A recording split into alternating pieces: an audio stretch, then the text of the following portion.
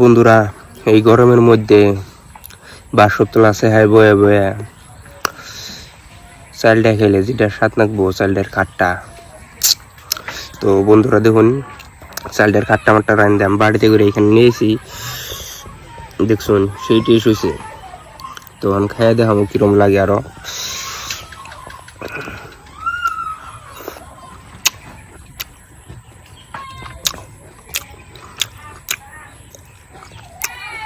অসাধারণ টেস্ট, অসাধারণ।